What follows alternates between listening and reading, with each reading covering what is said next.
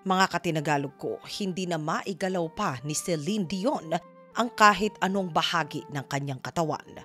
Sinasabi na isa sa dahilan ng malang kalagayan ni Celine ngayon ay ang stress na kanyang pinagdaanan nang mawala sa kanya ang pinakamamahal niya. Ito ay ang kanyang mahal na asawa. 12 taong gulang si Celine nang unang makadaupang palad niya si Renee na noon ay 38 taong gulang na. Nang minsang kapanayamin si Renee ayon sa kanya, nauna nitong marinig ang tinig ng batang si Celine na paiyak siya nito. Ayon kay Renee na alam niya na isang bituin ang nasa harapan niya. Kaya naman isinugal nito ang lahat. Mailabas lamang ang unang album ng dalaga sa merkado. Isinanla nito ang kanyang bahay sa bangko upang makalikom ng sapat na salapi at mailabas na ang unang album ni Celine. Hindi naman nabigo si Renee sa labis na tiwalang ibinigay nito sa batang si Celine. Nang marinig ng mundo ang tinig nito, pareho ang naging reaksyon ng mga tao. Naging matagumpay si Celine Dion sa liga nito. Naging mas malapit ang dalawa. Si Renee bilang ang manager ng dalaga at si Celine bilang ang talent niya. Ayon kay Celine, kahit na kailan ay hindi niya naramdaman na trinato siya ni Renee na isang paslit. Simula sa umpisa, bituin ang tinatrato nito sa kanya. Lumipas ang panahon, palaging ang dalawa ay magkasama. Kahit saan na show sila ay magpunta. Hanggang sa sumapit na sa 20 taong gulang si Celine, ayon sa mga awit, ang noon ay halik sa noo. Isang araw ay naging halik na sa labi. At doon nagbago na ang lahat para sa dalawa. Dahil sa takot na mahusgahan ng iba, itinago ng dalawa ang relasyon nila hanggang sa umabot sa 5 taon pa. Hanggang sa taong 1991, opisyal na inamin ng dalawa na may relasyon nga sila. Nagpakasal sila ng taong 1994 sa bansa ng Canada. Ayon kay Celine na hindi na siya nabigla na nagpakasal silang dalawa. Ito ay dahil pareho ang kanilang pangarap, pareho ang kanilang mithiin at maiging nire-respeto nila ang isa't isa.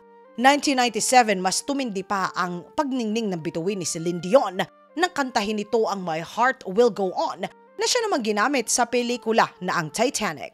Tila ba naabot na nito ang tugatog ng tagumpay? Wala na ito nahahanapin pa. Ngunit halos gumuho ang mundo ng dalawa. Nang taong 1999 ay na-diagnose si Renee ng cancer sa lalamunan.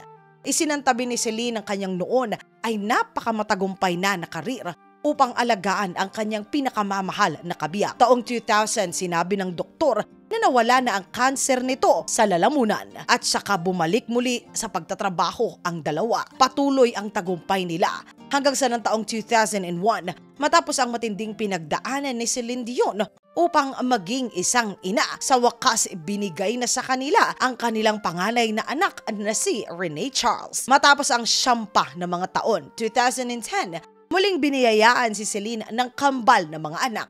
Pinangalanan nila ito na si Eddie at si Nelson. Taong 2013, muli na namang niyanig ang mundo ng pamilya ng sikat na mga aawik.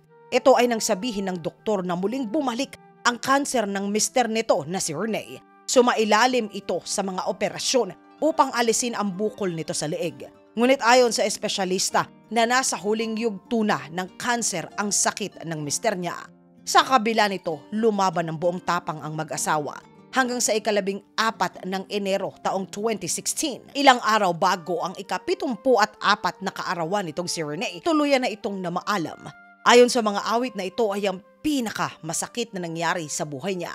Wala na ang kabiyak nito ng 21 taon. Wala na ang manager nito ng halos 4 na mga dekada. Wala na ang ama ng mga supling niya.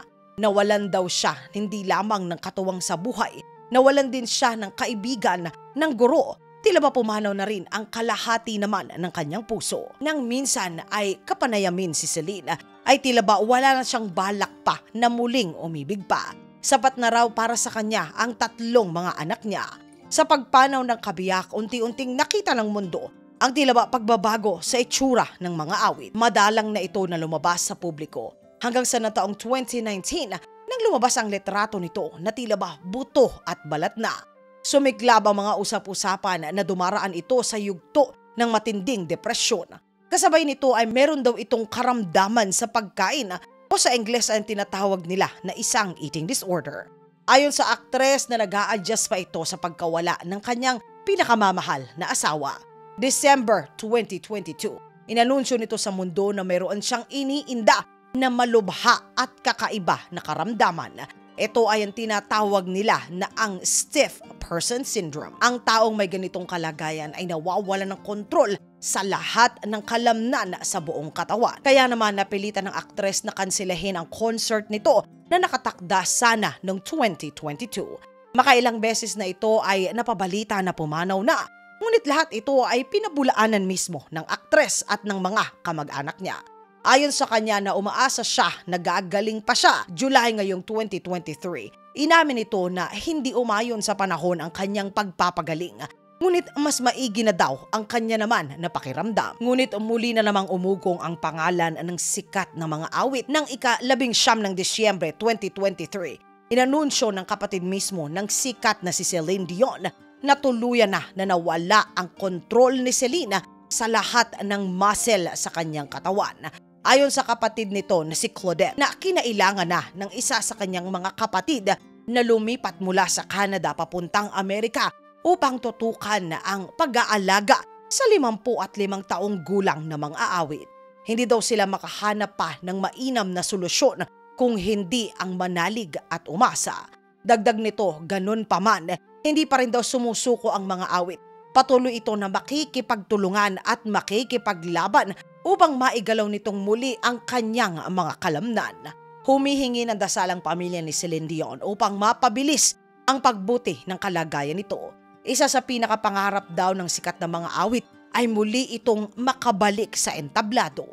Mga katinagalog ko, sa tingin po ba ninyo makababalik pa sa pag-awit ang sikat at magaling na mga awit na si Celine Dion? Isulat po ang inyong saloobin sa comment section sa ilalim at sama-sama naman po na ito ay ating babasahin. Mga katinagalog ko, ang may pinakamaganda at makabuluhang sagot ay mananalo pa rin po ng 100 GCash load. Mga katinagalog ko, maraming salamat po sa pagsama ninyo sa segment natin sa araw na ito.